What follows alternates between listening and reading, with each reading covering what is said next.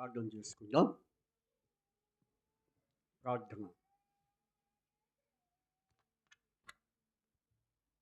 పరలోకమందున్న మా తండ్రి, పరిశుద్ధుడైన దేవా, అద్వితీయ సత్యదేవా, వాగ్దానమును అనుగ్రహించి నెరవేర్చే దేవా, ప్రార్థన ఆలకించేవాడా, సర్వశరీరులు నీ వద్దకు వచ్చేగలన్న మాటను బట్టి ప్రభువా తండ్రి, ఇదిగో నేను మరి యుగయుగములు సజీవుడే ఉన్నాను, మృతులైతుని కానీ యుగయుగములు సజీవుడే ఉన్నాను చెప్పిన దేవుడు, యెహోవా నన్ను నేను మార్పు నేను వాడని చెప్పిన దేవుడు తండ్రి, మీ స్తోత్ర. ఆది అంతము అల్ఫయు ఓమేగయు ఉన్నటువంటి దేవుడు, ప్రభువాకి దేవుడుగా మీరు మాకున్నందుకై స్తుతిస్తున్నాం. కనుక యెహోవా తమకు దేవుడిగా గల జనం ధన్యులు అని రాయబడినట్లు ప్రభువా తండ్రి, మేము నీకు ప్రజలుగా నీ జనులుగా ప్రభువా తండ్రి మమ్మల్ని ఎన్నిక చేసుకొని ప్రభు రక్షించే నాటి నుంచి నేటి వరకు కూడా మా యొక్క ఆత్మీయ యాత్ర జీవిత విశ్వాస జీవితంలో మీరు మమ్మల్ని ముందు నడిపించినందుకై ప్రభా మేము స్తుతిస్తున్నాం. ఇది యెహోవా ఏర్పాటు చేసిన దినము, దీని మనం ఉత్సహించి సంతోషించడము అన్న మాటను బట్టి ప్రభా తండ్రి దినము మాకు అనుగ్రహించిన శుభదినం ఆదివారం ప్రభు దినాన్ని బట్టి స్తుతిస్తున్నాం. కనుక ఈ దినాన ఎంతోమంది ఏర్పరచబడి రక్షించబడిన వారు అనేకులు ప్రభా మిమ్మల్ని ఆరాధిస్తున్నారు. మేము కూడా శేషముగా కూడుకొని మీ సన్నిధిలో ఆరాధించే ధన్యతను మీరు మాకు అనుగ్రహించినందుకై ప్రభా మిమ్మల్ని స్తుతిస్తూ కొనియాడుచు ఘనపరుస్తూ కీర్తిస్తున్నాం. కనుక ఈ దినమంతట్లో ప్రభా మీరు మాకు తోడే ఉండి నడిపించమని ప్రార్థిస్తున్నాం. ప్రభా అనేక ప్రాంతాల్లో మరి ప్రభా మిమ్మల్ని ఆరాధిస్తున్నారు. ప్రపంచవ్యాప్తముగా దేశ విదేశాలలో మరి ఇంకా నగరాలలో పట్టణములలో ప్రభా గ్రామములో వీధులలో అనేక కుటుంబాలలో గృహాలలో మిమ్మల్ని ఆరాధిస్తూ ఉంటున్నారు. అందుకు బట్టి మీ స్తోత్రాలు. కనుక మా తండ్రి మీరే జ్ఞాపకం చేసుకోండి. అలాగే మేము కూడా మీ మందిర ఆవరణంలో చేరి మిమ్మల్ని స్తుతించే ధన్యత మీరు మాకు అనుగ్రహించారు. ప్రభు మరి ప్రభు ఈ సమయంలో మా ప్రభు మిమ్మల్ని ఎట్లు ఆరాధించవలనో పాటల ద్వారా వాక్యం ద్వారా మీ నామానికి మహిమ తెచ్చుకోమని ప్రార్థిస్తున్నాం. కనుక మరి తండ్రి అలాగే రెండవ వర్తమానం కూడా మీరే తోడు నడిపించమని ప్రార్థిస్తున్నాం. ప్రభావ మీరే జ్ఞాపకం చేసుకోండి. వచ్చిన వారిని బట్టి స్తోత్రాలు, రాని ఉన్న వారిని తీసుకుంటామని ప్రార్థిస్తున్నాం. ప్రభావ మీకే మహిమ ఘనత ప్రభావం చెల్లిస్తూ ప్రభావ సమస్త మీ నామానికి మహిమ తెచ్చుకోమని ప్రభా మీ ఆత్మ సంచారం మాట ఉంచి మా చుట్టూ మీగని ప్రాకారం దయచేవలసిగా ప్రార్థిస్తూ మీకే మహిమ ఘనత ప్రభావం మీరు ఆరోపించుకోమని యేసుక్రీస్తు ప్రభువారి పరిశుద్ధమైన నామమున స్తుతించి ప్రార్థించి అడిగి వేడుకుంటున్నాం తండ్రి, ఆమేన్.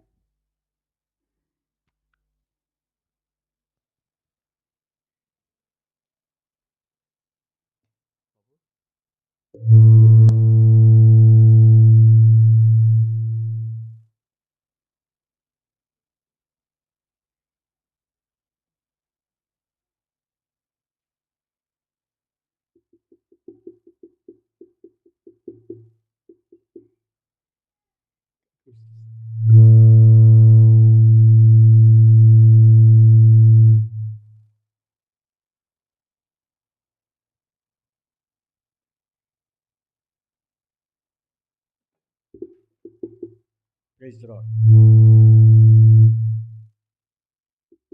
Praise the lord. Praise the lord. మనం కీర్తన పాడుకుందాం. పాట సంఖ్య పెద్ద పాటల పుస్తకంలో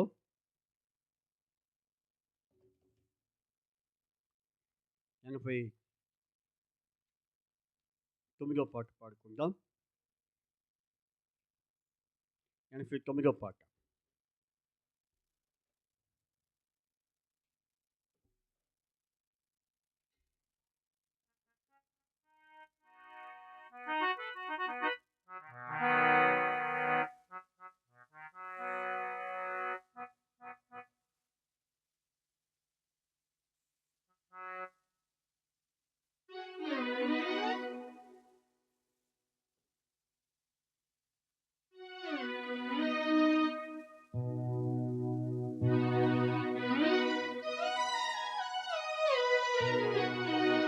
89వ పాట పాడుకుందాము.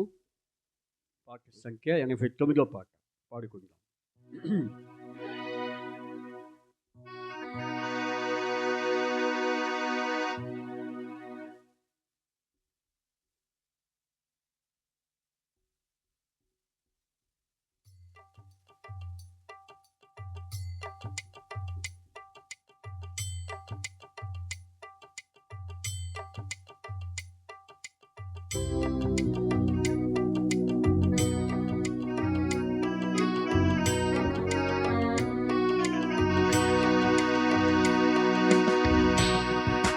సాగిగా పాడి మ్రోకెదము, సత్యముతో ఆత్మలో మన ప్రభు యేసుని.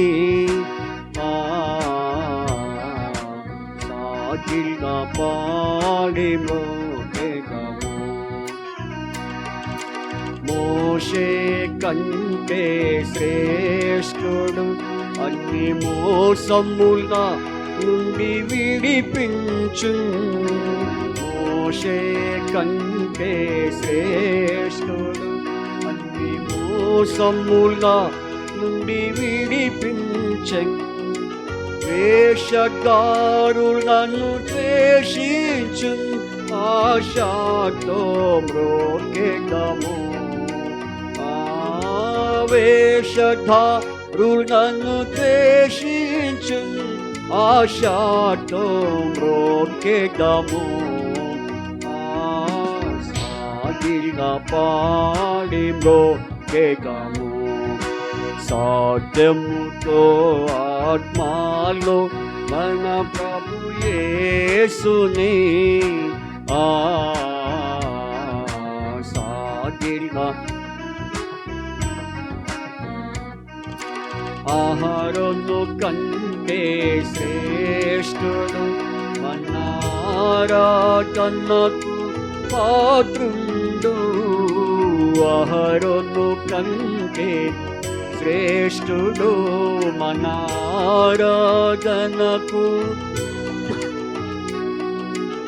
ఆయనే ప్రధాన యాజకుడు, అందరము మ్రోకెదము. ఆయనే ప్రధాన యాజకుడు, అందరము మ్రోకెదము. సాగిగా పాడి మ్రోకెదము. సత్యముతో ఆత్మలో మన ప్రభు యేసుని. సాగిగా పాడి మ్రోకెదము. ఆలయము కన్నా శ్రేష్ఠుడు, నిజాలయముగా తానేయుండెన్. ఆలయము కన్నా శ్రేష్ఠుడు, నిజ ఆలయముగా తానేయుండెన్. ఆలయము మీరేయనెను, ఎల్ల కాలము మ్రోకెదము. ఆలయము మీరేయనెను, ఎల్ల కాలము మ్రోకెదము. సాగిగా పాడి సత్యముతో ఆత్మతో మన ప్రభు యేసుని. సాగిగా మ్రోకెదము. యోనా కంటే ప్రాణదానముగా తన్ను అర్పించెన్. యోనా కంటే ప్రాణదానముగా తన్ను అర్పించెన్. మానవులను విమోచించెన్, కన్నపరచె మ్రోకెదము. మానవులను విమోచించెన్, కన్నపరచి మ్రోకెదము.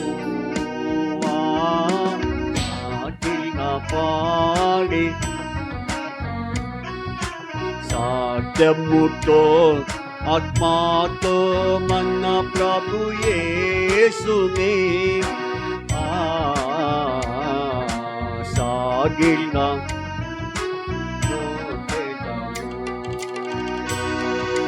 సర్వమను కన్నా శ్రేష్ఠుడు సర్వజ్ఞానమునకు ఆధారుండు సొలొమోను కన్నా సర్వజ్ఞానమునకు ఆధారుండు 10,000లలో అతి ప్రియుడు పదిలముగా మ్రోకెదము 10,000లలో అతి ప్రియుడు పదిలముగా మ్రోకెదము సాగిన పాడి మ్రోకెదము సాధ్యముతో ఆత్మలో మన ప్రభు యేసుని సాగిన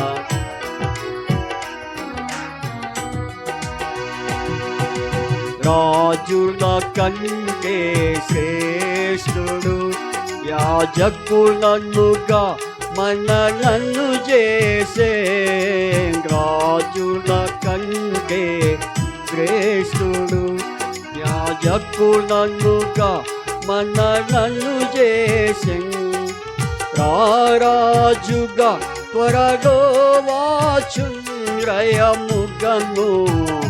రొక్కిదము రారాజుగా త్వరలో వాచురయముగను రొక్కిదము సాగిన పాడి రొక్కిదము సాధ్యముతో ఆత్మలో మన ప్రభు యేసుని సాగిన అందరిలో అతి శ్రేష్ఠుడు మన కందరికి తానే ప్రభువు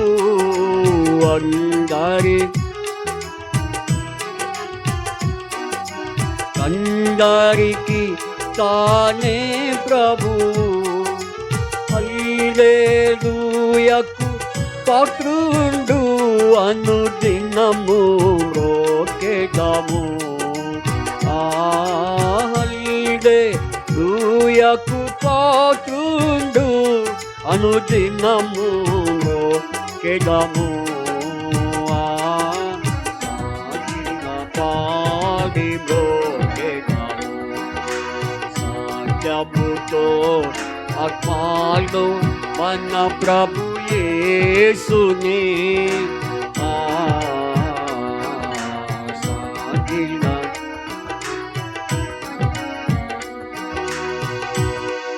ఇప్పుడు పల్లవి మీరే పాడండి చూద్దాం. ఇక్కడ నాకు మీకు కొంచెం తేడాగా పాడుతున్నట్టు అనిపిస్తుంది, కొంచెం డిఫరెంట్గా పాడుతున్నట్టు అనిపిస్తుంది. ఇప్పుడు వచ్చిన నన్ను వద్దు కానీ పల్లవి మాటకు మీరే పాడండి. పాడండి. సాగిన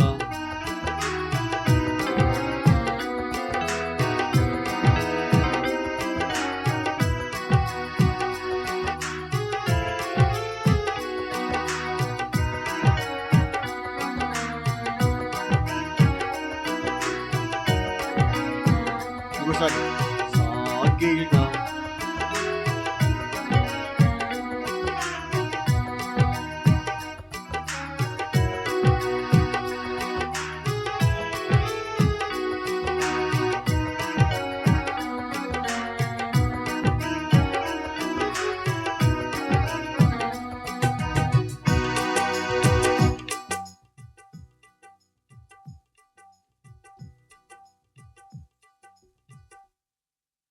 మరొక పాట పాడుకుందాం. దేవుని వాక్యంలో ప్రవేశించక ముందు మరొక కీర్తన పాడుకుంటాం. పాటల పుస్తకం నుంచి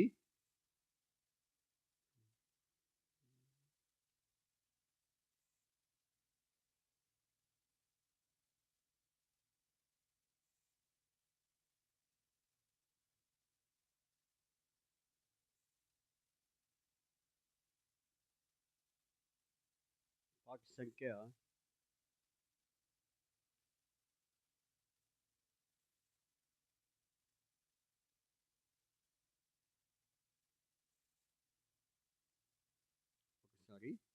'చూద్దాము.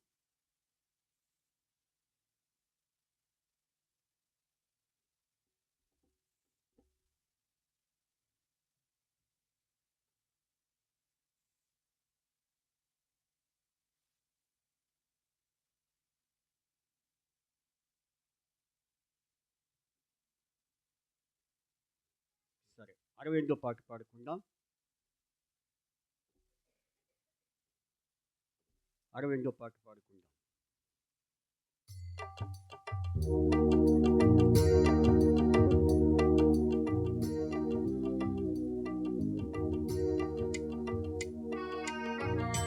పాట సంఖ్య 68వ పాట.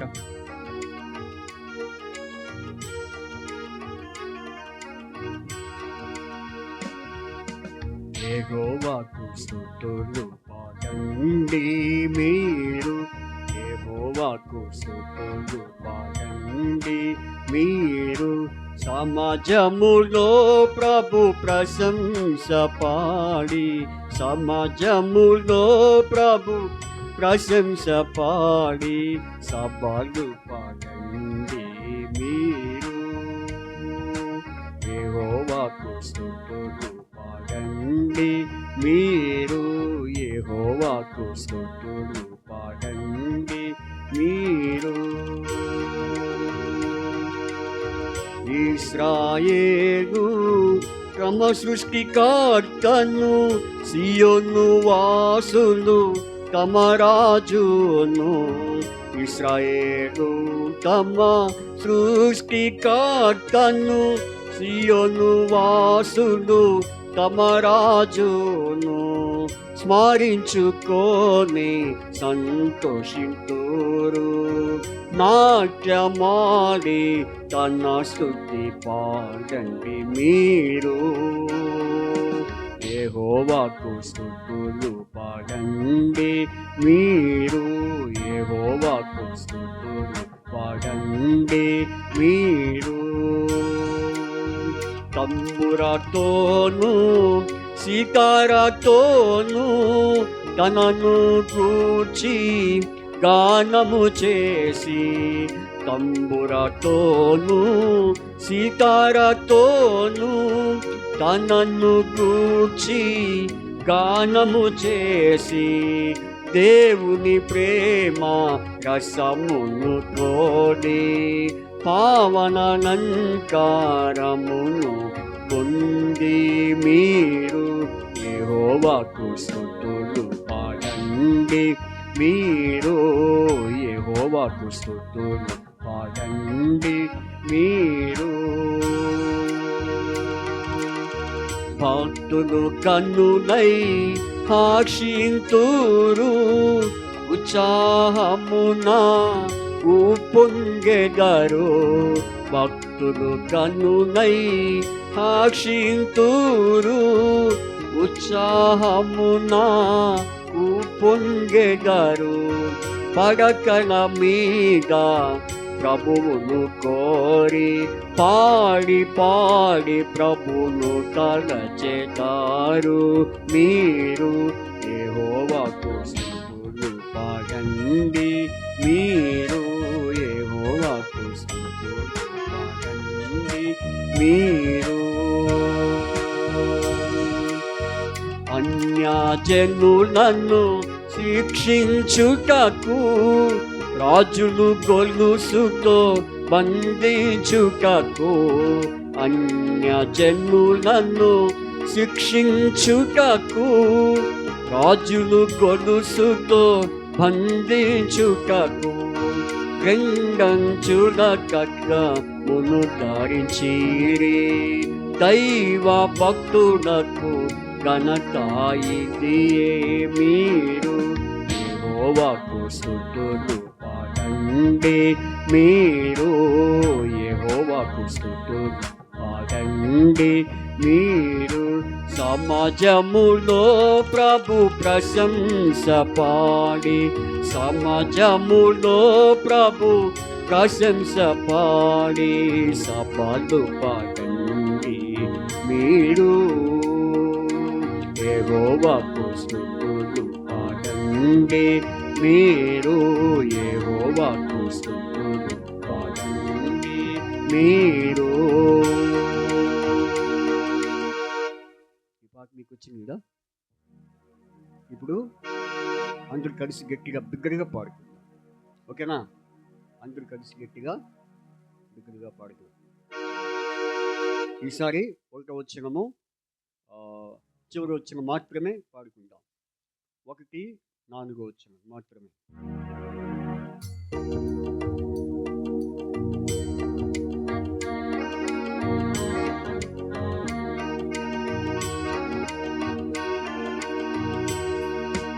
యెహోవాకు స్తుతులు పాడండి మీరు యెహోవాకు స్తుతులు పాడండి మీరు సమాజములో ప్రభు ప్రశంస పాడి సమాజములో ప్రభు ప్రశంస పాడి సపాలు పాడండి మీరు మీరు యెహోవాకు స్తుతులు పాడండి మీరు. ఇశ్రాయేలు తమ సృష్టికర్తను సియోను వాసులు తమ రాజును ఇశ్రాయేలు తమ సృష్టికర్తను సియోను వాసులు తమ రాజును స్మరించుకొని సంతోషించురు నాట్యమాడి తన స్తుతి పాడండి మీరు యెహోవాకు స్తుతులు పాడండి మీరు యెహోవాకు స్తుతులు పాడండి మీరు సమాజములో ప్రభు ప్రశంస పాడి సమాజములో ప్రభు ప్రశంస పాడి సపాలు పాడండి మీరు మీరు యెహోవాకు స్తుతులు పాడండి మీరు. అన్యజనులను శిక్షించుటకు రాజులు గొలుసుతో బంధించుటకు అన్యజనులను శిక్షించుటకు రాజుల గొలుసుతో బంధించుటకు రెండంచుల ఖడ్గమును ధరించిరి దైవ భక్తులకు ఘనతాయినిదే మీరు యెహోవాకు స్తుతులు పాడండి మీరు యెహోవాకు స్తుతులు పాడండి మీరు సమాజములో ప్రభు ప్రశంస పాడి సమాజములో ప్రభు ప్రశంస పాడి సపాలు పాడండి మీరు మీరు యెహోవాకు స్తుతులు పాడండి మీరు.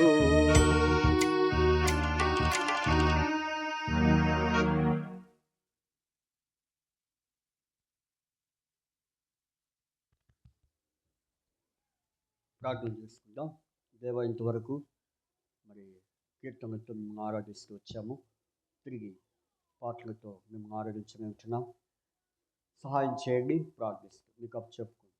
ఎట్లు మిమ్మల్ని కీర్తించి కొనియాడి పూజించి ఆరాధించాలో సహాయం చేయండి. ఈ వాక్యానుసారంగా మేము ఘనపరచడం సహాయం చేయండి. యేసు ప్రభు నామం పేరిట స్తుతించి ప్రార్థించి అడిగి వేడుకొంచున్నాం తండ్రి. ఆమేన్.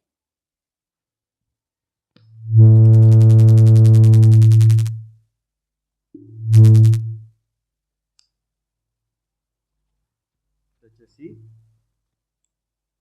మనము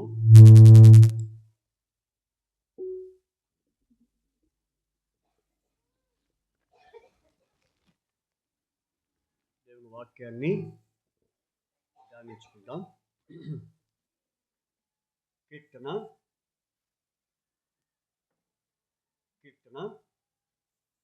118 అధ్యాయము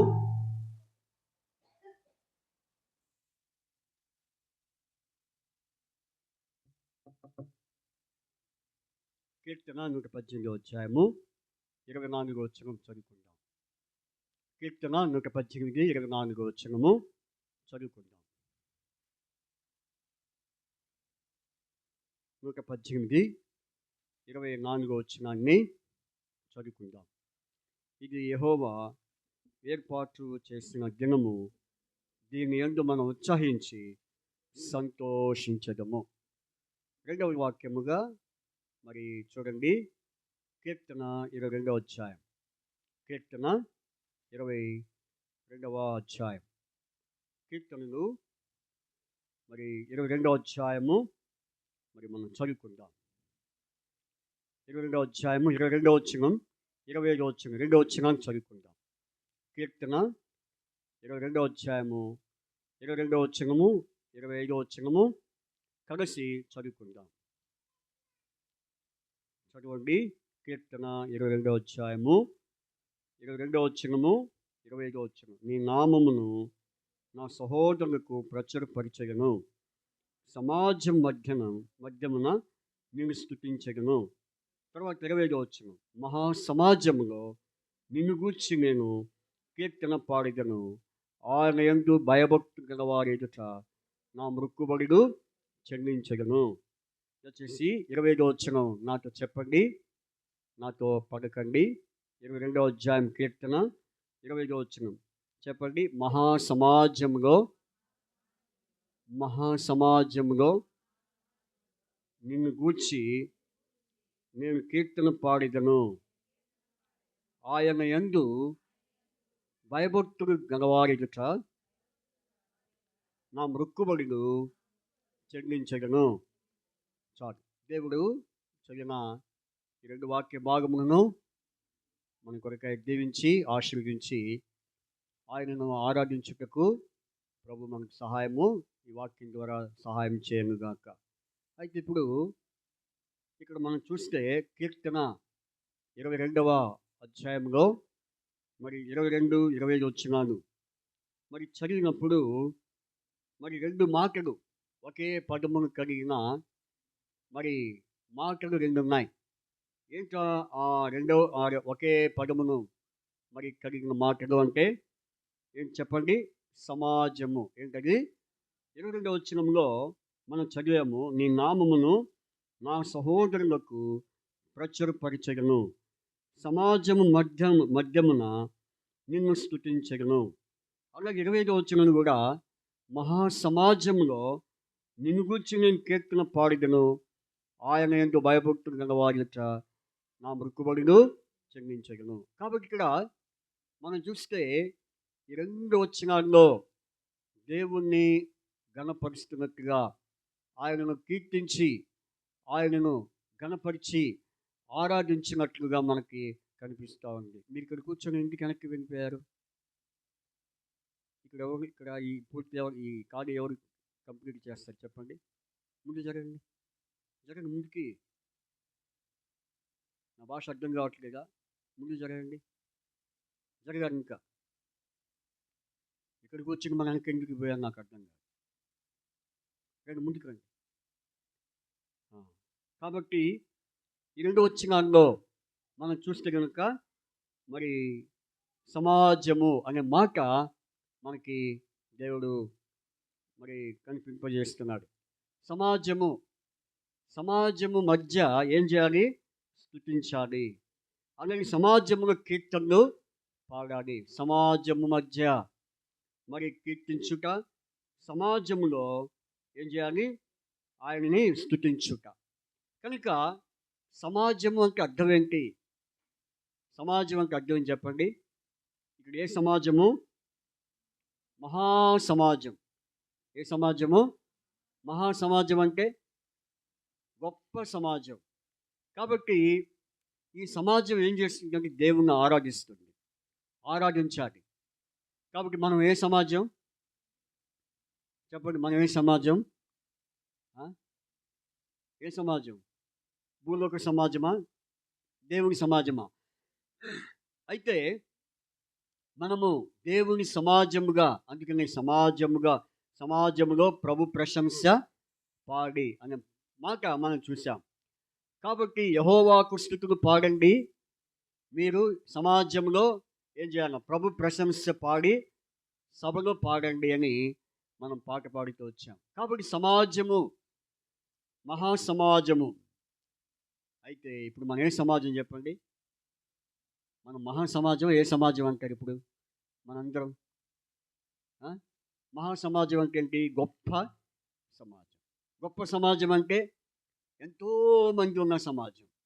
ఇప్పుడు మన ఏ సమాజకుడు కూడి ఉన్న సమాజం? గొప్ప సమాజమా? లేకపోతే మహాసమాజమా? ఏ సమాజం అయి ఉంటాం మనం? ఆ? పెద్ద సమాజమా, చిన్న సమాజమా? చెప్పండి, మీరు ఏ సమాజం అనుకుంటున్నారు? నేను మిమ్మల్ని ఫ్రెండ్లీగా అడుగుతున్నా. మీరేదో ఆలోచించి ఏదో అనుకొని మెదనుకొని ఉండవాకండి. మనందరము స్వతంత్రంగా దేవుని సన్నిధిలో ఉన్నాం. స్వతంత్రంగా దేవుని మాటలు చెప్పుకుంటున్నాం. స్వతంత్రంగా దేవుని మాటలు వింటున్నాం. అంతేగాని మీరు స్వతంత్రం లేదన్నట్టుగా నోరు గట్టిగా మూసుకోవాకండి. అదేవిధంగా మాకు ఇక్కడ స్వాతంత్రం లేదన్నట్టుగా ఉండవాకండి. మనకి ఇప్పుడు ఇక్కడ ఏముంది చెప్పండి? మందిరంలో ఏముంది? స్వాతంత్రం, ఎవరు హక్కు అంటున్నారు. ఏ హక్కు? ఏ హక్కు? వాక్యం వినే హక్కు, చర్చించుకునే హక్కు, ధ్యానించుకునే హక్కు, ఎన్నో ఉన్నాయి. హక్కు అంటే ఏంటి? స్వాతంత్రమే. అర్థమైందా? అందుకని నేను అడిగినప్పుడు ఫ్రీగా చెప్పండి. ఇందులో సందేహపడాల్సిన అవసరం ఏమి అది కూడా చెప్పరు. లేదు అంటే ఉందని చెప్పరు. నాకు ఒకసారి మీకు దండం పెట్టాలనిపిస్తుంది మీ అందరికీ. మాకు మాటలు కావన్నట్టు మూగోని సంఘం అంటే ఏ సంఘం? అసలు మాకు నోరు మాటలు రావన్నట్టుగా ఉన్నారు మీరు. మనదే సమాజం? మూగ సమాజం లేకపోతే మాట్లాడే సమాజమా? మాట్లాడే సమాజం ఉండండి. అర్థమైందా? మాకు మాటలు రావు, మాకు వినికిడే, లేకపోతే మాకు చాటుని అర్థమవుతాయి అన్నట్టుగా ఉండవాకండి. ఇప్పుడు చెప్పండి, మనం ఏ సమాజం? మహాసమాజమా, చిన్న సమాజమా, గొప్ప సమాజమా? ఏ సమాజమై ఉన్నాం ఇక్కడ మనం? ఎవరన్నారు చిన్న సమాజం అని? అంటే మనందరం ఎవరి సమాజము? మహాసమాజం. ఎందుకంటే ఈ భూప్రపంచం అంతటా దేవుడు మనందరినీ ఆయన సమాజముగా సమకూర్చాడు. అందుకని సమాజం అంటే అర్థం చెప్పండి. సమాజం అంటే సంఘం. సమాజం అంటే అర్థం ఏంటి? చూడండి, మాట హెబ్రీ పత్రిక, త్వరగా హెబ్రీ పత్రిక 2వ అధ్యాయం. హెబ్రీ పత్రిక 2వ అధ్యాయం 12వ వచనం. నీ నామమును నా సహోదరులకు ప్రచురపరుతును, సమాజము మధ్య నీ కీర్తిని. అంటే సమాజం అనే మధ్య అనే పైన 2 ఉంది, కింద మూల భాషలో ఏమిటి? సంఘం. మూల భాషలో ఏముంది? సంఘము మధ్య. కాబట్టి ఇప్పుడు సంఘము, సమాజం అంటే అర్థం ఏంటి? సంఘము. ఎక్లేషియా నుంచి వచ్చిందే సంఘము. కాబట్టి ఇప్పుడు మనం గమనిస్తే మనం ఇప్పుడు ఎవరికి చెప్పండి? సంఘం. సమాజం అంటే ఏం చెప్పండి? సంఘం. సంఘం అంటే ఏంటి? ఇప్పుడు సమాజం అంటే సంఘం అని తెలుసుకున్నాం. మరి సంఘం అంటే ఏంటి చెప్పండి? మన దేశ సంఘం, మన దేశ సంఘం చెప్పడే. షిలోహు సంఘమా? హెబ్రోనా? ఏ సంఘం మంది? బక్సింగ్ గారిదా? ఒక నాయన, ఒక హెబ్రోను, ఒక బక్సింగ్, ఒక బైబిల్లో అవన్నీ ఉన్నాయా? హెబ్రోన్ సంఘము, లేకపోతే బక్సింగ్ గారి సంఘము, లేకపోతే తర్వాత హోసంగ సంఘము, బ్యాప్టిస్ట్ సంఘము, పెంటెకోస్తు సంఘం అని ఉందా బైబిల్లో? లేదు. మన ఏ సంఘం? ఏ సంఘము? దేవుని సంఘం. ఎట్లయ్యా దేవుని సంఘం అంటే? ఇప్పుడు చూడండి, ఇప్పుడు చూడండి, అపోస్తుల కార్యాలు 20 అధ్యాయం. ఈరోజు తారీఖు ఎంత? 20. కాబట్టి అపోస్తుల కార్యాలు 20 అధ్యాయం. అపోస్తుల కార్యాలు 20 అధ్యాయం 28 వచనం. దేవుడు తన స్వరక్తమిచ్చి సంపాదించిన తన సంఘం. ఏ సంఘం చెప్పండి? ఈ సంఘం పేరేంటి? మనందరము మహా సమాజముగా ఈ ప్రపంచం మీద, ఈ భూమి మీద, ఈ ప్రపంచంలో భూమి మీద ఆయన సమాజముగా, ఆయన సంఘముగా ఉన్నటువంటి మనందరం ఎవరు? ఏ సంఘము? ఇది చూడండి. ఏ సంఘము? మన దేవుడి సంఘం అంటారు.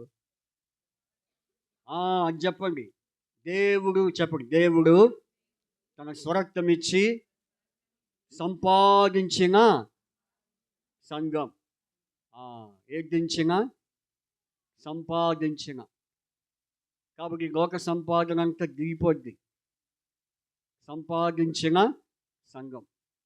ఎవరికి సంపాదించాడు? యేసు ప్రభువారు. దేంతో? ఆయన రక్తంతో. మనం ఎందుకు వెనక్కి వెళ్ళిపోయావు? బాగుందా? సరే, కూర్చో. అడిగి తిరగొద్దు. వాక్యం చెప్పేటప్పుడు ఇటు వాక్యం తిరగొద్దు. ఇక్కడ కూర్చో, సరేనా? కాబట్టి ఆయన స్వరక్తం ఇచ్చి సంపాదించిన సంఘం. అంటే ఇప్పుడు మనం ఏ సంఘం అంటే తర్వాత ఇవన్నీ ఎబ్రోన్ సంఘమో, బక్సింగర్ సంఘమో, లేకపోతే ఇంకో సంఘమో, బెత్లెహేమో, హోరేబో, లేకపోతే ఎబ్రోనో, ఇవన్నీ తర్వాత.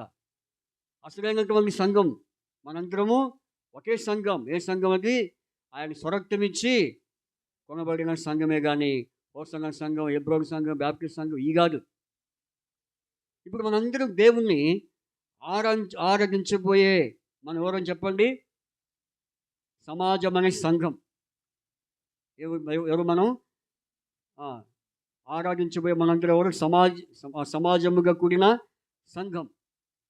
అందుకని ఇప్పుడు ఆయన సంఘముగా మనం కూడి కూడా కారణం ఏంటంటే ఆయన రక్తం ఇచ్చి మనకి సంపాదించిన సంఘం. ఇప్పుడు అర్థమైందా సమాజం అంటే ఏంటో? ఇప్పుడు చెప్పండి, సమాజం అంటే ఏంటి?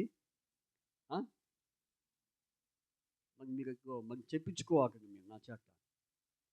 నేను చెప్పిందే అడుగుతున్నా. నేను చెప్పండి, మిమ్మల్ని అడగట్లేదు కదా. ఇప్పుడు సమాజం అంటే ఏంటి? స్తంభమా? సంఘం. స్తంభం కాదు. సమాజం అంటే నాకు కూడా వచ్చేస్తుంది. మీకు చెప్పే నాకు కూడా వచ్చేస్తుంది. సమాజం అంటే ఏం చెప్పండి? సంఘం. సంఘం అంటే ఏం చెప్పండి? దేవుడు తన స్వరక్తం ఇచ్చిన. ఇప్పుడు మీకు ఏ సంఘం అంటే ఏం చెప్తారు? ఎవరన్నా క్వశ్చన్ వేశారు మిమ్మల్ని, బైబిల్ పట్టుకొని పోతా ఉన్న రోడ్డు మీదకి వెళ్తున్నారు అనుకోండి, కాబట్టి నా బోటాడు ఎదురి మీకే సంఘం అంటే ఏం చెప్తారు? మాది ఎబ్రోన్ సంఘం. తెలీదా నీకు? మాది హోసన్న సంఘం. తెలీదా మీకు? నేను అడిగింది ఎబ్రోన్ కాదు, హోసన్న కాదు, లేకపోతే బ్యాప్టిస్ట్ కాదు, లేకపోతే పెంతెకోస్తు కాదు, బెత్లెహేమ్ కాదు, ఏది కాదు. మీ సంఘం పేరేంది అంటే మీరు ఏం చెప్తారు? ఏం చెప్పాలంటే దేవుడు తన స్వరక్తం ఇచ్చి సంపాదించిన సంఘం మాది అని చెప్పాలి. అర్థమైందా? అందుకని ఇప్పుడు మనము దేవుడు తన స్వరక్తం ఇచ్చి మనల్ని సంపాదించిన సంఘముగా ఆయన మనల్ని చేర్చి ఆయనను మనము ఆరాధించడానికి ప్రభు మనల్ని నడిపించాడు. అర్థమైందా? అందుకనే ఇప్పుడు ఆయన మన సమాజంగా కూడిన సంఘముగా మరి మనం దేవుని ఆరాధించడానికి ఏకైక కారణం అవుతుంది. ఆ కారణాన్ని మనం ఆధారం చేసుకొని దేవుణ్ణి ఆరాధించుకుంటాం. ఏంటి ఆ కారణం అంటే ఇదే 22వ అధ్యాయం. 25వ వచనం అందరం చదువుకుందాం. 22వ అధ్యాయము 25వ వచనం. మహాసమాజములో నిన్ను గూర్చి నేను కీర్తన పాడిదను, ఆయన యందు భయభక్తులు గలవారి ఎదుట నా మృక్కుబడులు. కాబట్టి ఇక్కడ అర్థమైందా? మహాసమాజంలో అంటే సమాజం అంటే ఈ భూమి మీద ఆయన రక్తం ఇచ్చి సంపాదించినటువంటి ఈ సంఘంలో నేను కూడా ఆయన ఎదుట ఆయన యందు తర్వాత భయభక్తులు గలవారి ఎదుట ఏం చెల్లించాను? నా మృక్కుబడులు. అది ఇప్పుడు మృక్కుబడి. దేవునికి మనము మృక్కుబడులు చెల్లించుట. ఇప్పుడు ఏం చెల్లించబోతున్నా? ఇప్పుడు దావీదు అదే అంటున్నాడు, నేను నేను ఆయన యందు నా మొక్కుబడులు చెల్లిస్తాను. ఎందుకంటే మొక్కుబడి అనంటే అర్థం చెప్పండి. మొక్కుబడి అంటే అర్థం ఏంటంటే ఆ! నేను మిమ్మల్ని ప్రశ్నించి మీ నుంచి నేను జవాబు పొందుకొని, ఆ జవాబు కోసం టైం అంతా వేస్ట్ చేసుకొని ఇయన్నీ టైం అంతా వేస్ట్. ఎందుకంటే మీరు వెంటనే చెప్పలేకపోతున్నారు. మరి నిదానించి చెప్పాలనుకుంటున్నారా? ఎందుకొచ్చిందిలే ఏది చెప్తే మనకి మనకు తంట అనుకుంటున్నారు. అని అనుకోవద్దు. సరే ఇప్పుడు మనం చూస్తే గనుక మొక్కుబడి అంటే అర్థం ఏంటంటే ఎవరైనా భక్తి గలవాడు ఏం చేస్తాడు? దేవుని సన్నిధికి వెళ్ళి ఆ! మరి ఆ దేవుని సన్నిధిలో ప్రార్థన చేసి ఏం చేస్తాడు? తను ఏదైతే ఏ అవసరతను బట్టి, ఏ అక్కరను బట్టి దేవుని దగ్గరికి వెళ్ళి మరి గోజాడుతాడో, మనవి చేసుకుంటాడో, మనవి చేసుకున్నప్పుడు ఏం చేస్తాడు చెప్పండి? ప్రభువా!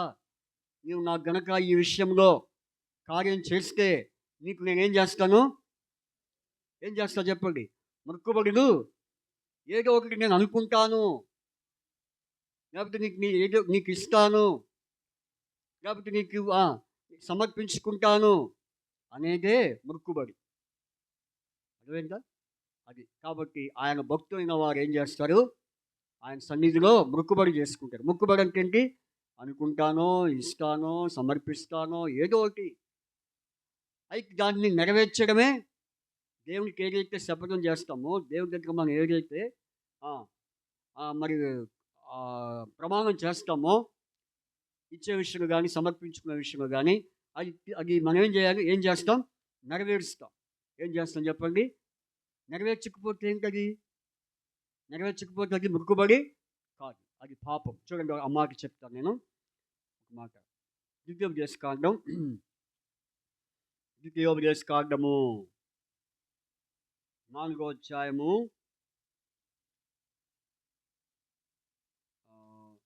దయచేసి ద్వితీయోపదేశకాండము ఒక మాట ఉన్నది. ద్వితీయోపదేశకాండం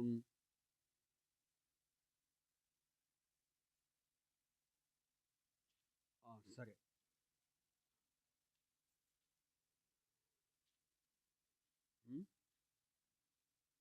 రైట్. సారీ. 23వ అధ్యాయం. 23వ అధ్యాయంలో ఏమని రాయబడిందంటే ఒక మాట ఉన్నది. ఏంటంటే 23వ వచనం. 23వ అధ్యాయం 23వ వచనం. నీ పెదవుల నుండి బయలుదేరిన మాటను నెరవేర్చుకొని నీ దేవుడైన యెహోవాకు మొక్కుకొనిన ప్రకారము నీ నోట పలికినట్లు స్వేచ్ఛార్పణలు అర్పింపవలెను. మొక్కుకొనిన ప్రకారము. కాబట్టి ఇప్పుడు దాన్ని ఏం చేయాలా? నెరవేర్చాలి. అది మొక్కుబడి. సరే ఇప్పుడు మనం అంశంలోకి వచ్చేద్దాం. దాని గురించి మనం వివరణ అవసరం లేదు. చాలా టైం అయిపోతుంది. అయితే ఇప్పుడు దేవునికి మొక్కుబడి చెల్లించుట. ఏ మొక్కుబడిది? ఆత్మ సంబంధమైన మొక్కుబడి. ఇప్పుడు మనం దేవుణ్ణి ఎందుకు ఆరాధించాలి? ఆయన ఆరాధించడానికి గల కారణాలు ఏంటంటే మొక్కుబడి. ఏంటి చెప్పండి? ఏ మొక్కుబడిది? ఆత్మ సంబంధమైన మొక్కుబడి, ఆరాధన. కాబట్టి మొక్కుబడితో కూడిన ఆరాధన. ఇప్పుడు మనం ఏం చేయబోతున్నాం చెప్పండి? ఆరాధనతో కూడిన మొక్కుబడి, మొక్కుబడితో కూడిన ఆరాధన. ఇప్పుడు దీని కొరకై మనం కొన్ని విషయాలను చూద్దాం. కాబట్టి మొట్టమొదటిగా ఏ విషయాలను బట్టి దేవునికి మనం మొక్కుబడితో కూడిన ఆరాధన చేయాలి అనంటే యోనా పుస్తకం చూడండి. యోనా గ్రంథం 2వ అధ్యాయం 9వ వచనం. యోనా 2వ అధ్యాయము 9వ వచనం. యోనా 2వ అధ్యాయము 9వ వచనం. యోనా 2వ అధ్యాయం 9వ వచనం చదువుకుందాం. అందరం చదువుదాం. చదవండి. యోనా 2వ అధ్యాయం 9వ వచనం. కృతజ్ఞతాస్తుతులు చెల్లించి నేను నీకు బలులు అర్పింతును. నేను మొక్కుకొనిన మొక్కుబడులను చెల్లింపక మానను. యెహోవా యొద్దనే రక్షణ దొరుకునని. కాబట్టి ఎవరి వ్యక్తి? యోనా. చెప్పండి. కృతజ్ఞతాస్తుతులు చెప్పండి. కృతజ్ఞతాస్తుతులు చెల్లించి నేను నీకు బలులు అర్పింతును. నేను మొక్కుకొనిన మొక్కుబడులను చెల్లింపక మానను. యెహోవా యొద్దనే రక్షణ దొరుకును. అది ఇక్కడ ఎవరు ఈ వ్యక్తి అంటే యోనా. యోనా ఏం చేస్తున్నాడు?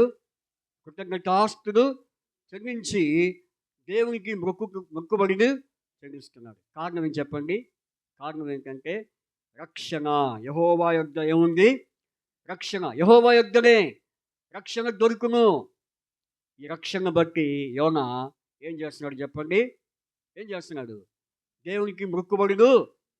ఈరోజు మనం కూడా దేవునికి మొక్కుబడులు చేయడం కారణం ఏంటి? యోనాను రక్షించిన దేవుడు మనం కూడా రక్షించాడు. కాబట్టి యోనాకు దేవుడు కాదు, మనకు దేవుడు కాదు. యోనాను రక్షించిన దేవుడే మనం రక్షించాడు. యోనాను ఏ పరిస్థితుల్లో రక్షించాడు? మీ అందరికీ తెలుసు. ఏ పరిస్థితుల్లో రక్షించాడు? మరణ కోపముల నుంచి, నాశన కోపముల నుండి, మరి భయంకరమైనటువంటి అగాధము నుండి. ఇక్కడ చూడండి కొన్ని మాటలు ఉన్నాయి. 2వ అధ్యాయంలో యోనాని సముద్రంలో ఎత్తి పడవేసిన తర్వాత, ఇప్పుడు యోనా చరిత్ర చెప్పాలని టైం కాదు. మీ అందరికీ యోనా గురించి తెలుసు కాబట్టి నేను మళ్ళీ మొదటి నుంచి రావడం అంత సమయం కూడా కాదు. అయితే 2వ అధ్యాయంలో యోనా మత్స్యం కడుపులోకి వెళ్ళిన తర్వాత యోనా ఏ పరిస్థితిలో ఉన్నాడు? ఉపద్రవంలో ఉన్నాడు. తర్వాత అగాధము. చూడండి 2వ వచనంలో, మరి 2వ వచనంలో ఉపద్రవము, 3వ వచనంలో అగాధము, తర్వాత 4వ వచనంలో 5వ వచనంలో ప్రాణాంతము వచ్చినంతగా జలము నన్ను చుట్టుకుని ఉన్నవి, సముద్ర అగాధము నన్ను ఆవరించినది. కాబట్టి అలాగే నాచు. తర్వాత ఇవన్నీ కూడా ఏంటి చెప్పండి? యోనాని ఎంతో నాశనానికి నడిపించే విషయాలు. కాబట్టి యోనా మరణస్థితిలో ఉన్నాడు, మరణాపాయంలో ఉన్నాడు. నిజంగా యోనా తిమింగలం కడుపులో పోవడం అంటే సామాన్యమైన విషయం కాదు. తిమింగలం కడుపులోకి వెళ్ళి ఆయన 3 రాత్రింబగళ్ళు ఉన్నాడంటే సామాన్యమైన విషయం కాదు. వాస్తవంగా మరి 1 గంటలోనే యోనా ఏమైపోవాలి? చేప గర్భంలో ఆయన అరిగిపోవాలి. అరిగిపోకుండా యోనా మరి కాపాడబడ్డానికి కారణం ఏంటి? తన పాపములను ఒప్పుకుంటున్నాడు. తన పాపం గురించి ప్రభు సన్నిధిలో ఒప్పుకుంటూ ఉన్నాడు. నేను పాపం చేసుకుని నా పాపం తగినట్టుగా ఆయన చేసిన పాపం చెప్పండి. ఆయన చేసిన పాపం ఏంటి చెప్పండి? ఆ గోడ ఇరిగింది. ఆయన చేసిన పాపం ఏంటి చెప్పండి? దేవునికి అవిధేయత చూపడమే పాపం. దేవునికి తిరుగుబాటు చేయడమే పాపం. ఈ పాపం చివరికి ఎక్కడికి వెళ్ళిపోయింది? మరణానికి దారి తీసింది. 2వ వచనంలో మరణం. 1వ అధ్యాయంలోనేమో దేవునికి అవిధేయుడిగా మరి తిరుగుబాటుగా ఉండి పాపము కొని తెచ్చుకొని, 2వ అధ్యాయం ఏం కొని తెచ్చుకున్నాడు? 2వ అధ్యాయం మరణాన్ని మరి కొని తెచ్చుకున్నాడు. అయితే అక్కడ దేవుడు యోనాన్ని పట్టుకొని ఏం చేశాడు? మరణముల నుండి తప్పించాడు, రక్షించాడు. అందుకనే యెహోవా యొద్దనే రక్షణ దొరుకును అన్నాడు. నిజంగా యోనా రక్షించబడిన తర్వాత యోనా ఏం చేశాడు చెప్పండి? దేవునికి కృతజ్ఞతాస్తులు. ఈనాడు మనం కూడా దేవుని స్తుతించడానికి, లేకపోతే దేవునికి మొక్కుబడిని చెల్లించడానికి, ఆయనకి మొక్కుబడితో కూడిన ఆరాధన చేయడానికి దేవుడు మనకు ఏమిచ్చాడు? రక్షణ. ఈ రక్షణ బట్టియే, అనగా మన పాపమును బట్టి వచ్చే మరి జీవితం మరణం, అదే ఆ మరణమే 2వ అగ్నిగుండం, పాతాళ అగాధము, నాశన కోపము, జిగటగల ఊబి, అటువంటి నరకములో నుండి దేవుడు మన ఆత్మను ఏం చేశాడు? తప్పించాడు. అర్థమవుతుందా? ఇప్పుడు దాన్ని బట్టి మనం ఏం చేయబోతున్నాం? ఆరాధించబోతున్నాం. ప్రభా, యోనాను రక్షించిన దేవుడు నన్ను కూడా రక్షించావు. నా పాపము నుండి నా పాపము నేను ఒప్పుకున్నప్పుడు నన్ను క్షమించి, నా పాపం కొరకు నీ రక్తమును కాచి, ఆ రక్తంతో నా పాపమును కడిగి పవిత్రపరిచి నన్ను శుద్ధిగా చేసి నాకు మరి విమోచన కలుగు చేసి రక్షణ దయచేశావు. ఈ రక్షణ బట్టి ప్రభా నేను మరి ఆరాధిస్తున్నాను, మొక్కుబడి చేస్తున్నాను అని మనం కూడా ప్రభుని ఆరాధించే వారంగా ఉంటున్నాం. ఎందుకంటే రక్షణ. యోనాకు ఏ రక్షణ ఇచ్చాడు? అక్కడ శరీర రక్షణ, 2వది ఆత్మరక్షణ. కాబట్టి మనకైతే దేవుడు ఆత్మరక్షణ కలుగు చేశాడు. 1 పేతురు 1:9 ప్రకారంగా. కాబట్టి ఈ ఆత్మరక్షణ బట్టి మనం ఏం చేయాలి? మొక్కుబడితో కూడిన ఆరాధన చేసేవారంగా ఉంటున్నాం. ఇది మొదటి విషయం. తర్వాత రెండో విషయం చూడండి, కీర్తన 50వ అధ్యాయం 14 కీర్తన ఇవన్నీ మీరు గుర్తుపెట్టుకోవాలి. కాబట్టి కీర్తన 50వ అధ్యాయం 14 కీర్తన 50వ అధ్యాయము 14 చదవండి. కీర్తన అందరూ చదువు. 50వ అధ్యాయం 14 చదవండి. మహోన్నతునికి స్తుతియాగము చేయము, దేవునికి స్తుతియాగము చేయము, మహోన్నతునికి నీ మొక్కుబడులు. చెప్పండి, దేవునికి స్తుతియాగము చేయము, మహోన్నతునికి నీ మొక్కుబడులను చెల్లించుము. ఇప్పుడు రెండవ మొక్కుబడి చెప్పండి. రెండవ మొక్కుబడి ఏంటి? ఆయన ఎవరు? మహోన్నతుడు. ఎవరైనా చెప్పండి. మొదటి మొక్కుబడిని చెప్పండి. రక్షణ బట్టి మనం మొక్కుబడి చేసేవారిని ఉంటున్నాం. రెండవదిగా దేనికి మొక్కుబడి? మహోన్నతుడు. ఆ దేవుడు ఎవరు చెప్పండి? అంటే మహా ప్లస్ ఉన్నతుడు. కాబట్టి మహోన్నతుడు అంటే దీన్ని బట్టి చూస్తే ఆయన ఎలాంటి వాడు? ధనవంతుడు, సంపన్నుడు, తర్వాత సమస్తము కలిగిన వాడు. అట్టి సమస్తమును కలిగిన దేవుడు మనకేమిచ్చాడు? సమస్తము మనకి దయచేశాడు. అర్థం కాలేదా? కాబట్టి ఆయన మహోన్నతుడిగా ఉండి మనల్ని మహోన్నతుడి సమాజంలోనికి ప్రభు తీసుకొచ్చాడు. ఇప్పుడు మన ఎవరి సమాజం? మహోన్నతుని సమాజం. కాబట్టి దేవుని యొక్క సమాజంగా ఉన్న మనతో ఉన్నటువంటి దేవుడు ఆయన మహోన్నతుడు. అందుకనే పాట పాడండి. మహాగణుడు, మహోన్నతుడు, పరిశుద్ధుడు, నిత్య నివాసి. మహాగణుడు, మహోన్నతుడు, పరిశుద్ధుడు, నిత్య నివాసి. మా సామర్థ్యము, పునరుద్ధరణము, మా జీవము, మా రక్షణని. కాబట్టి ఆయన మహోన్నతుడు. ఎవరైనా చెప్పండి. ప్రభువా, నీవు మహోన్నతుడిగా ఉన్నావు. భూలోకమందును పరలోకమందును ఉన్నతమైన దేవుడు. అందుకనే ఉన్నత దుర్గము నా దేవుడే, ఉన్నత దుర్గము నా దేవుడే, నా రక్షకుడు, నాకాశ్రయుడు, నా రక్షకుడే, నాకాశ్రయుడు, ఉన్నత దుర్గము నా దేవుడు. కాబట్టి ఆయన ఎవరు చెప్పండి?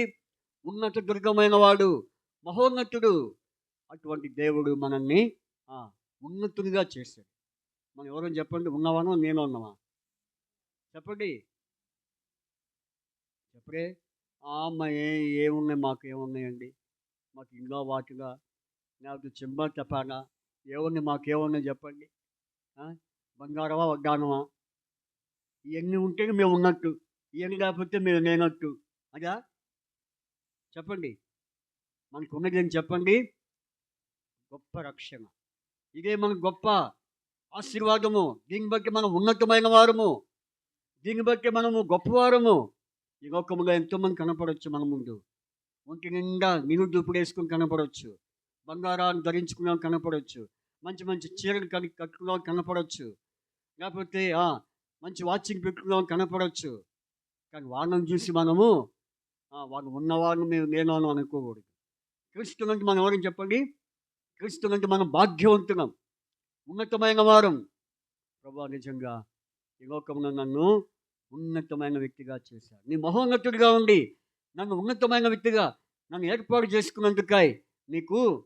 చూడండి ఒక మాట. ఇప్పుడు ఈ ఊళ్ళో ఎంతోమంది ఉన్నారు అంటున్నారా? ఈ ఊళ్ళో ఎంతోమంది ఉన్నారు కానీ ఊరంతా వచ్చి మందిలో కూర్చుందా? ఊళ్ళో జనం అందరూ వచ్చి మందిలోకి వచ్చి కూర్చుంటున్నారా? చెప్పండి, వస్తున్నారా? వస్తారా? రారు, రాలేరు కూడా. అయితే మనం ఎందుకు వచ్చాం? చెప్పండి, వాళ్ళు రానప్పుడు మనం ఎందుకు వచ్చాం? దేవుడు మనల్ని వారికంటే ఏం చేశాడు చెప్పండి? హెచ్చించాడు. ఆయన మనల్ని హెచ్చించాడు. వారికి లేని భాగ్యము, వారికి లేని ధన్యత, ఆయన సన్నిధిలో ఉండే భాగ్యము దేవుడు మనకిచ్చాడు. ఇందుని బట్టి ప్రభుని మనము ఆరాధించాలి. రెండవదిగా చెప్పండి, ఆయన ఎవరు చెప్పండి? మహోన్నతుడు. ఇక ఇంటికన్నా ఎక్కువ విషయం చెప్పకూడదు. కనుక మహోన్నతుడు కనుక మనల్ని తన సన్నిధిలో ఉన్నతుడిగా చేశాడు. అందుకే నీ సన్నిధి నిలిచుండే భాగ్యము, నా సన్నిధి నిలిచుండే భాగ్యం నీకు ఇస్తానన్నాడు. వాగ్దానం చేయగా, నా సన్నిధి నిలిచుండే భాగ్యం నీకు ఇస్తానన్నాడు. ఏ భాగ్యం ఇది? ఆయన సన్నిధిలో నిలిచి ఉండే భాగ్యం, అది మనకి ఇచ్చాడు. ఇందుని బట్టి మనం ప్రభుని ఏం చేయాలి చెప్పండి? మొక్కుబడి చెల్లించాలి. ఇది రెండో విషయం. మూడో విషయం చూడండి, కీర్తన 76:11. కీర్తన 76:11. కీర్తన 76:11. కీర్తన 76:11 చదవండి. మీ దేవుడిని యెహోవాకు మొక్కుకొని మరి మొక్కుబడిని చెల్లించుడి. ఆయన చుట్టూ ఉన్న వారందరూ భయంకరుడగు చాలు. నా మరి చెప్పండి, మీ దేవుడైన, చెప్పండి, మీ దేవుడైన యెహోవాకు మొక్కుకొని మీ మొక్కుబడులను చెల్లించుడి. ఆయన చుట్టూ ఉన్న వారందరూ భయంకరుడగు ఆయనకు మొక్కుబడి కానుకలు చెల్లించెను. కాబట్టి ఏం చెప్పండి, ఇప్పుడు ఆయన ఎవరు? భయంకరుడు. ఎవరు ఆయన చెప్పండి? మొదటిగా రక్షకుడు. యోనాను రక్షించిన దేవుడు మనల్ని రక్షించాడు. రెండవదిగా రెండో మొక్కుబడి అని చెప్పండి, మహోన్నతుడు. ఆయన మహోన్నతుడిగా ఉండి మనల్ని తన సన్నిధిలో నిలిచి ఉండే భాగ్యము మనకిచ్చాడు. ఇది గొప్ప ఉన్నతమైన అనుభవం. మూడో మొక్కుబడి చెప్పండి, మీరక్క. భయంకరుడైన దేవుడు. ఎవరైనా భయంకరుడు. ఎంత భయంకరుడు చెప్పండి? ఎంత భయంకరుడు అంటే? భయంకరుడు అంటే ఆయన సింహం అంటాడనా, లేకపోతే ఆయన మింగేవాడనా, కరిచేవాడనా? భయంకరుడు అంటే అర్థం ఏం చెప్పండి? ఆయనలో నీతి ఉంది. ఏమని చెప్పండి? నీతి. ఆయనలో యథార్థత ఉన్నది. ఆయనలో ఇంకా ఏముంది చెప్పండి? సత్యం ఉన్నది. అందుకనే సహజంగా మంచివాడిని చూసి చెడ్డవాడు లోపల ఏమనుకుంటాడు చెప్పండి? లోపల వాడికి ఎలా ఉంటుంది చెప్పండి? మంచివాడిని చూసి చెడ్డవాడికి లోపల ఎలా ఉంటుంది? భయం ఉంటుంది. ఏముంటుంది? ఎందుకని? అబ్బా ఎదురేరా, నాకుంది కోటింగు, వామ్మో వీళ్ళ ముందు నేను నిలబడలేను. ఎందుకని? వారి కార్యాలు నా కార్యాలు వేరు. వాడు దేవుని కార్యం చేస్తే నేనేం కార్యాలు చేస్తున్నా? సైతాన్ కార్యాలు చేస్తానని చెప్పి భయపడతారు. ఎవరిని చూసి భయపడతారు? ఎవరెవరిని చూసి భయపడతారు? నీతిమంతుని, నీతి నేను వాడు చూచి భయపడతాడు.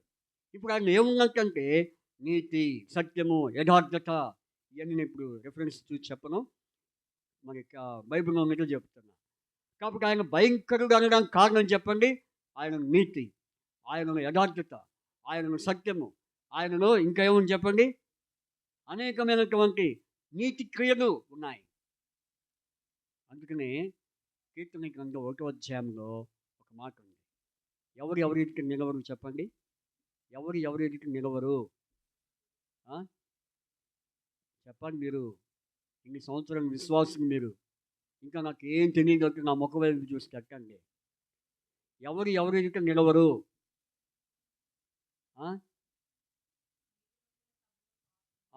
Very good. నీతిమంతుల సభలో, సభ అంటే సమాజమే. ఇప్పుడు మనం ఏం సమాజం? ఏ సభ మనది? ఏం సభ? మనం పాడాం కదండి, యెహోవాకు స్తుతులు పాడండి మీరు, యెహోవాకు స్తుతులు పాడండి మీరు, సమాజములో ప్రభు ప్రశంస పాడి, సమాజములో ప్రభు ప్రశంస పాడి, సభలో పాడండి మీరు. ఏ సభలో? ఇప్పుడే చదివారు కదా, నీతిమంతుల సభలో పాపుడు అంటే ఏంటి? దాని అర్థం ఏంటి? భయం. పాపుడికి ఏంటి? భయం. ఇప్పుడు ఎవరిని చూస్తే భయం? దేవుణ్ణి సాతాను చూస్తే భయం. సాతానికి దేవుడికి భయం. అర్థమైందా? అందుకని ఆయన ఏం దేవుడు? భయంకరుడైన అంటే ఆయన ఏముంటే భయపడాలి? ఆయన ఏముంటే మనం భయపడుతున్నాం? ఈ లోకం భయపడి నీతి, యథార్థత, సత్యం ఇవన్నీ తన యేసు ప్రభు వారి జీవితంలో ఉన్నాయి కనుక ఆయన భయంకరుడు. అంతేగాని ఆయన కొట్టేవాడు, పొడిసేవాడు, మింగేవాడు అని కాదు భయంకరుడు అంటే. అర్థమైందా? కాబట్టి ఇప్పుడు మనం ఏ సభలో ఉన్నామంటే నీతిమంతుల సభలో దేవుడు మనల్ని నడిపించాడు. ఇదన్న విషయం. 4వ విషయం చూడండి. 4వ విషయం కీర్తన 65వ అధ్యాయం 1వ వచనం. కీర్తన 65వ అధ్యాయం 1వ వచనం. కీర్తన 65వ అధ్యాయం 1వ వచనం చదవండి. దేవా, సియోనులో మౌనంగా ఉండుట నీకు స్తుతి చెల్లించుటే, నీకు మొక్కుబడి చెల్లింపవలసి ఉన్నది.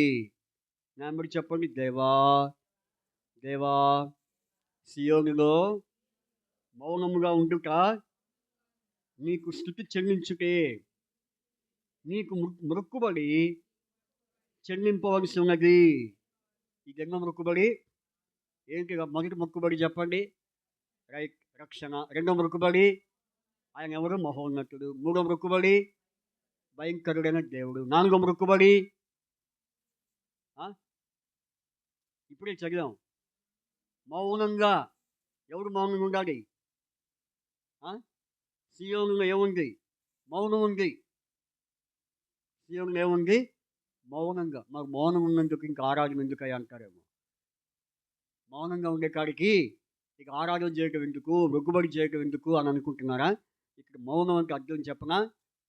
మౌనం అంటే ఇక్కడ ఎలాంటి గొడవలు, అల్లర్లు, తర్వాత శబ్దాలు, తర్వాత ఇంకా ఏ చప్పుళ్ళు ఏవి ఉండవు. మౌనము.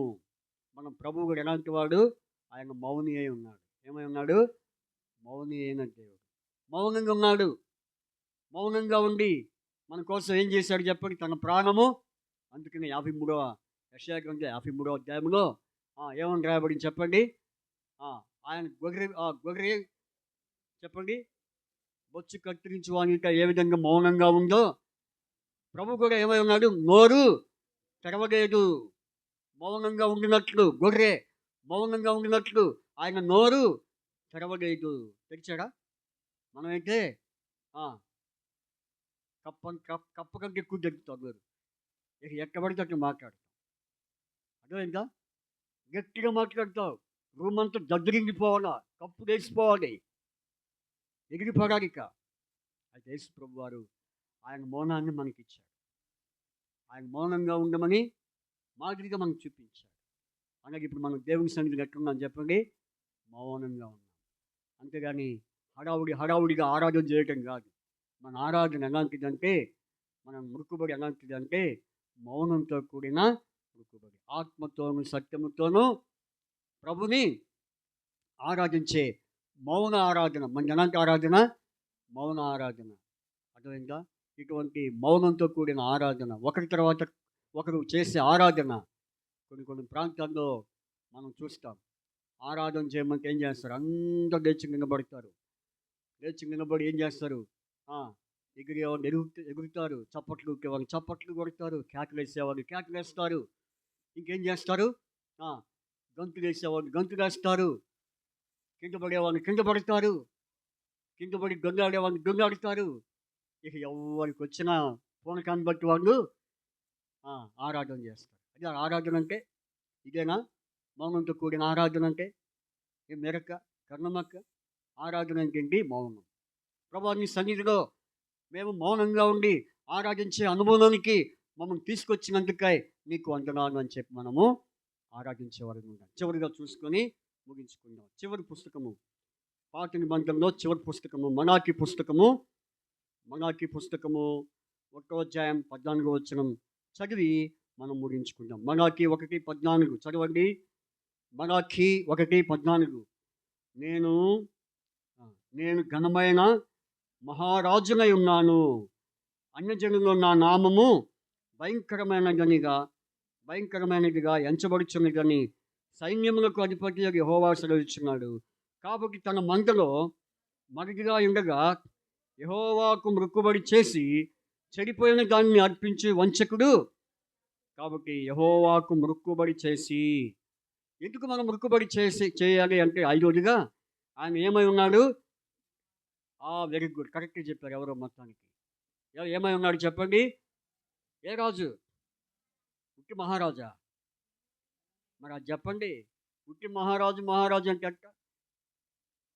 ఆయన ఏమై ఉన్నాడు చెప్పండి? ఘనమైన మహారాజు. ఈ లోకంలో రాజులు ఉన్నారు, ఈ లోకంలో అధిపతులు ఉన్నారు, గనులు ఉన్నారు. కానీ వీళ్ళందరికీ రాజుకి రాజు, ప్రభువులకు ప్రభు అయినటువంటి ఘనమైన మహారాజు.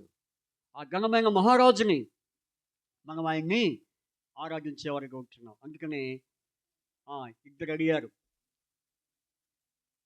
ముగ్గురు వచ్చి అడిగారు. ఎవరిని చెప్పండి?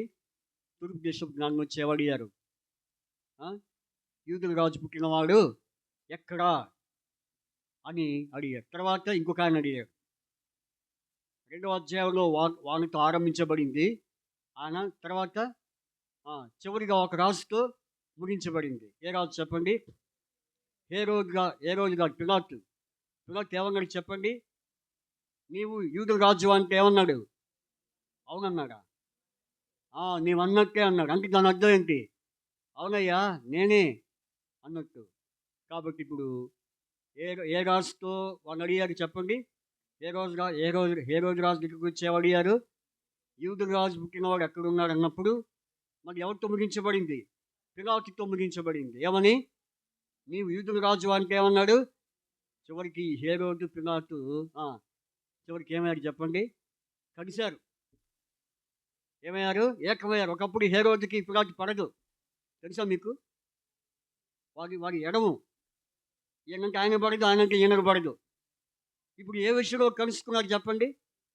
యేసు ప్రభుని అప్పగించుకునే విషయంలో. ఎవరు? యేసు ప్రభు వారు ఘనమైన మహారాజు. చూడండి, లూకాసు వార్తలో ఒక మాట ఉంది. లూకాసు వార్త చదివి నేను ముగించేస్తాను. చూడండి, లూకాసు వార్త 23వ అధ్యాయం 7వ వచనం చదవండి. ఆయన హేరోదు అధికారం కింద తెలుసుకొని హేరోదు నద్దుకు ఆయనను పంపిన. ఎవరు పంపాడు? 6వ వచనంలో పిలాతు పంపాడు. పిలాతు ఈ మాట విని అడిగి ఆయన హేరోదు అధికారం కింద ఉన్న ప్రదేశపు వాడని తెలుసుకొని హేరోదు నద్దుకు ఆయన పంపెను. చూసారండి, ఇక్కడ మనం చూస్తే కనుక వారు ఏం చేశారు? ఇక్కడ కలుసుకున్నారు. ఏం చేశారు? కలిసినట్టుగా ఉంది ఇక్కడ వచనంలో. అంతేనా? కాబట్టి 12వ వచనం, రైట్ 12వ వచనం. అంతకుముందు హేరోదు పిలాతు ఒకరినొకరు ఏమై ఉన్నారు? అది నేను చెప్పాను కదా. ఏం చెప్పాను నేను చెప్పండి? ఇందాక వాళ్ళిద్దరు ఎవరండి? శత్రువులు. ఇప్పుడు ఏమయ్యారు? ఆగండి. ఒకప్పుడు వాళ్ళు శత్రువులే, ఇప్పుడు ఏమై ఉన్నారు? ఇక్కడ ఏమై ఉన్నారు? ఎవరి విషయం? ఎందుకని వాళ్ళు మిత్రుగా అవ్వాల్సి వచ్చింది? మంచి విషయం, చెడ్డ విషయం అన్నా చెప్పండి. మంచి విషయం, చెడ్డ విషయం అన్నా ఎవరన్నా మంచి విషయం వాళ్ళు మిత్రులు అవుతారా? వారు యేసు ప్రభువును అప్పగించడానికి. చూడండి, చదవండి. అంతకుముందు హేరోదు పిలాతు ఒకరినొకరు శత్రువులై ఉండి ఆ దినమనే ఒకరినొకరు, ఎందుకంటే యేసు ప్రభుని అప్పగించే విషయంలో, యేసు ప్రభుని శిలువకు అప్పగించే విషయంలో ఇద్దరు ఏమయ్యారు జోషణ? ఎందుకయ్యారు? మంచి విషయం, మంచి కార్యం చేసే విషయంలోనా, చెడ్డ కార్యం చేసే విషయంలోనా? అది. అందుకని వారు ఏ కార్యం చేయాలనుకున్నా ఆయన రాజే. ఎవరైనా? ప్రభువుని యేసుక్రీస్తు. అందుకని ప్రవీణ్ పగడాన అన్న ఏం చెప్తాడు ప్రతి మీటింగ్లో? తెలుసా మీకు ప్రవీణ్ పగడాన అన్న? ప్రతి మీటింగ్లో ఏం చెప్తాడు? My king. ఆయన ఏ దేశానికి పోయినా లండన్ ఎవరిది? ఆయనదే. అమెరికా ఆయనదే. ఆయన ఏ దేశానికి పోయినా ఏం చెప్తాడు ఆయన గురించి? అమెరికా నీది కాదు, లేకపోతే జపాన్ నీది కాదు, ప్రధానిది కాదు, ఇండియా ప్రధానిది కాదు, లండన్ ప్రధానిది కాదు. ఎవరిది? My king, my king. ఈ మాట అనగానే ప్రధాని కోపం రాదండి? వచ్చిందా రాదా? ఈరోడు ఇండియా నుంచి అమెరికాకు వచ్చి అమెరికా ప్రధాని కాదు దేవుడిది అంటున్నాడు. వాడు ఎవడు ఎక్కడున్నాడు పట్టుకొని రండి అండ అనగా? వాడేదో మన దేశానికి వచ్చి కూతురికి వస్తున్నాడు అనగా? ఏ దేశానికి పోయినా కానీ ఎవరు ఏమీ నోరెత్తడు. ఆయన ఏ దేశానికి వెళ్ళినా ఎవరైనా ప్రవీణ్ పడడగా ఏ దేశానికి పోయినా ఏమనేవాడు? ఈ దేశం ఎవరిది? నీది కాదు, నాది కాదు, మై కింగ్, నా రాజు. కాబట్టి ఆ రాజు ఏ రాజు?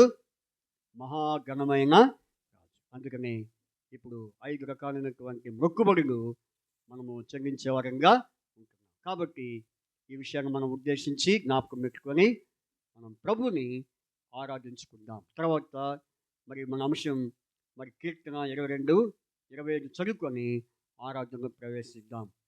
కీర్తన 22వ అధ్యాయము 25వ వచనం. 22-25 చదవండి. మహాసమాజంలో నిన్ను గూర్చి నేను కీర్తన పాడుదును, ఆయన ఎందు భయభక్తులు వారి ఎదుట నా మొక్కుబడులు చెల్లించగలను. ఆ రీతిగా ఆత్మ సంబంధమైన మొక్కుబడులు మనం 5 విషయాలు మనం చూసాం.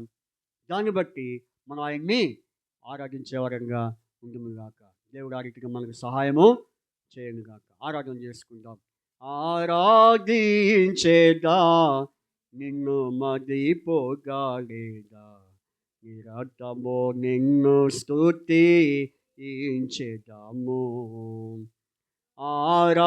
ఆరాధించేదా నిన్ను మదిపోగాడేదా, నిరతము నిన్ను స్తుతించెదను. మార్గము నీవే, సత్యము నీవే, మార్గము సత్యము నీవే, జీవము నీవే నా ప్రభువా, జీవము నీవే నా ప్రభు. కాబట్టి నిన్న వాక్యమును బట్టి మనం దగ్గరగా గట్టిగా ఆయన ఆరాధిస్తాం.